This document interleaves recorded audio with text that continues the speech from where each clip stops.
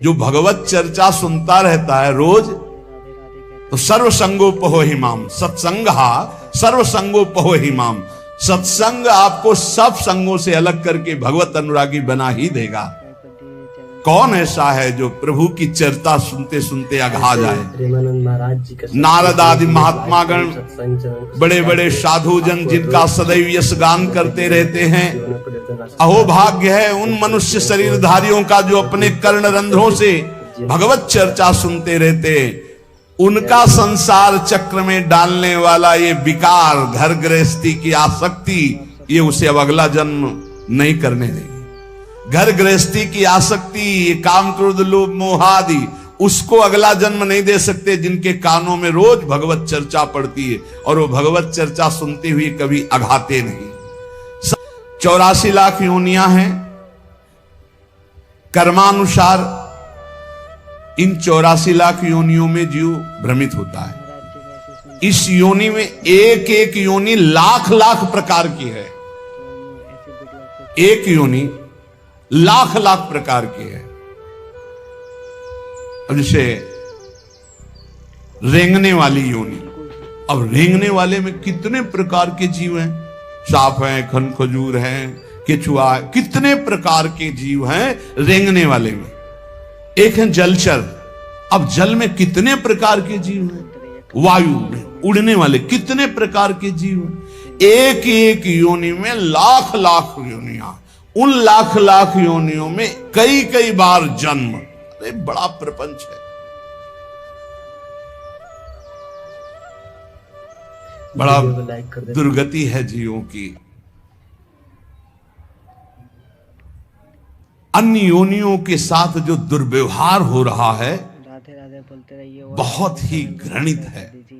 कैसे तुम्हें बता, ठीक है, आप चैनल को सब्सक्राइब, 1.5 घंटा धीरे धीरे जला जला करके पका रहे हैं पशुओं को, फिर उन्मत्त होकर मदिरा पान करके उसका खान पान कर, क्या कैसी दुर्गति जीते जीव अपनी कर रहे हैं। 84 लाख योनियों में एक एक योनि में लाख लाख प्रकार की योनियां, एक एक योनि में लाख लाख बार जन्म होना।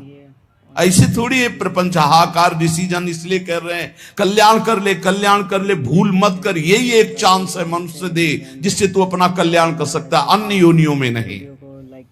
अब सोचो उस जीव की क्या हालत है, हाथ पैर बंधे हुए लोहे की छड़ में फंसा हुआ है, आराम से धीरे धीरे अग्नि उसे जला रही, वो कीक रहा है, चिल्ला रहा है, और वो आनंदित हो रहे हैं। वो थोड़ा थोड़ा पीते जा रहे हो, देख रहे हैं पक रहा है, पका लो। तुम्हारे तो खाने के काम में आएगा, तुम खाने के भी काम में नहीं आओगे। ऐसी तुम्हारी हालत काल करेगा, जब वो जलाएगा तो तुम खाने के काम में भी नहीं आओगे। बहुत होश में, बहुत होश में, बहुत होश में। ये कर्म तुम्हारा कहीं बख्शने वाला नहीं, तुम्हें दंड देगा। 84 लाख योनियां, एक केवल मनुष्य योनि जिनमें आप अपना उद्धार कर सकते हो। मानव जीवन गिने चुने श्वासों वाला है, गिने चुने श्वासों वाला। इतनी श्वासें आपकी हैं, बस प्रतिपल माइनस होता चला जा रहा है, खत्म होती चली जा रही। यहां हम आनंदित हो रहे हैं, 30 वर्ष के हो गए, 35, अरे आनंदित नहीं, 35 वर्ष गए जीवन के। मूल कार्य के लिए जो आए हो भगवत प्राप्ति, उसमें क्या किया है? बोले कुछ नहीं, अभी तो खेलने खालने की उम्र है। मरने की उम्र कौन सी है? कभी भी तो मर सकते हो, तो अपना काम क्यों नहीं बना लेते? राधा राधा राधा, यही अवसर है जीव आवागमन के अनादि चक्र से अपना छुटकारा करके अपने स्वरूप में स्थित हो सकता है, भगवत प्राप्ति कर सकता है। जन्म मृत्यु का चक्र कब तक चलेगा? अकल्पनीय, कल्पना भी नहीं कर सकते। काल चक्र आपको घुमाता रहेगा, इसलिए मनुष्य जीवन में भगवत प्राप्ति का अवसर है। ये काम क्रोध लोभ और मोह, ये 4 प्रधान ऐसे हैं जो इस चक्र को चलाते रहते हैं।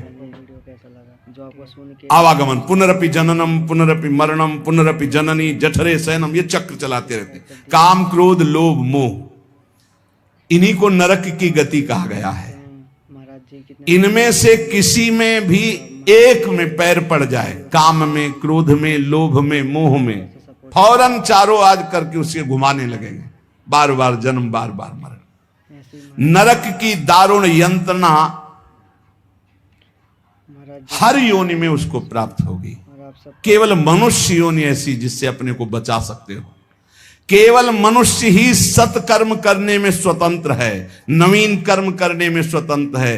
अन्य प्राणी तो पूर्व में जो संचित कर्म गोदाम लगा उसी को भोगते रहते हैं। वो अशुभ कर्मों का नाश करते रहते हैं, भोग भोग करके। वो नवीन कर्मों का उपार्जन नहीं कर सकते। मनुष्य नवीन कर्म उपार्जन कर सकता है। मनुष्य कर्म करने में स्वतंत्र है। मनुष्य ही है जो अपने कर्म संस्कारों को भस्म कर सकता है, दूसरा कोई योनि नहीं। अब उसे सोचना है कि जो आपके गंदे कर्म जमा हैं उसमें और प्लस करना है या आग लगाना है पूरी गोदाम को। स्वतंत्र हो आप। काम, क्रोध, लोभ, मोह ये जिनके जीवन में है, निश्चित समझो उनका जन्म मरण पक्का है। जन्म मरण पक्का है। इन चारों को मिटाने के लिए चार ये पहलवान ताल ठोक के खड़े हैं। काम, क्रोध, लोभ, मोह ये शत्रु, तो सत्संग, परोपकार, वैराग्य और नाम जप, ये चार ऐसे हैं कि इन चारों को चटनी बना देंगे। रोज सत्संग सुनो,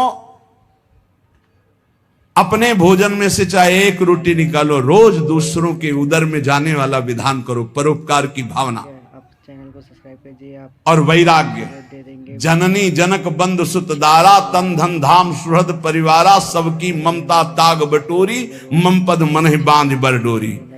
छोड़ दो भगवान के भरोसे में और अपने कर्तव्य का पालन करो। ज्यादा चिंता मत करो, चिंतन करो प्रभु का, वो सब संभाल लेंगे। अनंत ब्रह्मांड संभाल लें। तुम्हारे परिवार में तो 2 4 6 लोग ही होंगे। देख सकते हैं। वैराग्य, सब भगवान का है, भगवान देखेंगे। जो जैसा कर्म करेगा वैसा भोगेगा।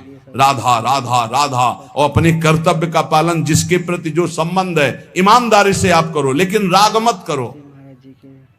और नाम जप, सत्संग, परोपकार, वैराग्य और नाम जप, इसके द्वारा इस चक्र का नाश कर दो।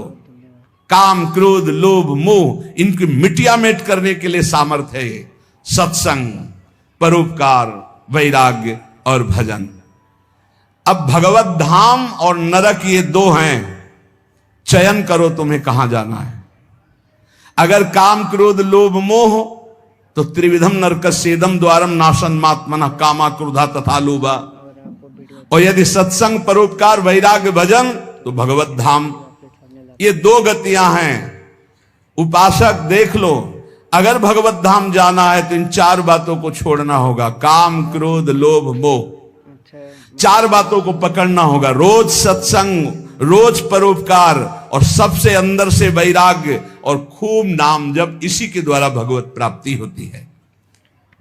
राधे राधे बोलते रहिए, कमेंट कीजिए। राधे राधे। तीर्थपाद भगवान श्री हरि के जो गुणानुवाद लीला कथा है, आप सबके सामने हम ऐसी वीडियो लाते रहेंगे। जब कथा सुनते सुनते कथा में स्वाद आने लगे, एक एक शब्द बहुत गंभीर आनंददायक लगने लगे, तब समझ लेना चाहिए कि अब हमारे कल्याण का अवसर आ गया। भगवान की बातें बहुत प्रिय लगने लगे, भगवत चर्चा एक आनंद देने लगे। समस्त विषयों से वैराग्य उसी का होता है जो रोज सत्संग सुनता है। पर सत्संग सुनना समझ लीजिए, कल श्रोता का वर्णन हुआ था, चातक की तरह सुनना। हमारा जीवन है सत्संग, उसका मनन करना, उसको आचरण में उतरना, कि सुने बस चले गए। इतना समय तो सार्थक हुआ, पर मनन नहीं करोगे तो सत्संग का हृदय रूपी अंधकार नाश करने का जो प्रभाव है वो मनन से होता। मनन नहीं तो फिर नहीं बन पाएगा। सुन लिया, दूसरों को सुना दोगे, काम नहीं बनेगा। भगवत चरणारविंद के निरंतर चिंतन की सामर्थ्य सत्संग से प्राप्त होती है। समस्त दुखों का नाश भगवत चिंतन से होता है। जो भगवान की चर्चा को कानों से सुनता रहता है तो उसके हृदय का मोह मल नाश हो जाता है, वो वैरागी हो जाता है। वैरागी का केवल भेष से मतलब नहीं, अंदर से है। जैसे चक्रवर्ती सम्राट अम्बरीश जी वैरागी हैं। चक्रवर्ती सम्राट अवध का पूरा शासन कर रहे हैं भरत जी, लेकिन परम वैरागी। जो अनुरागी है वही परम बैरागी है, जो परम बैरागी वही अनुरागी है। आपको वीडियो अच्छा लगे तो लाइक कीजिए। मुझे तो सबसे ज्यादा वो सोचनियों में भी सोचनीय अज्ञानी पुरुष लगते हैं जो कभी सत्संग सुनने नहीं आते।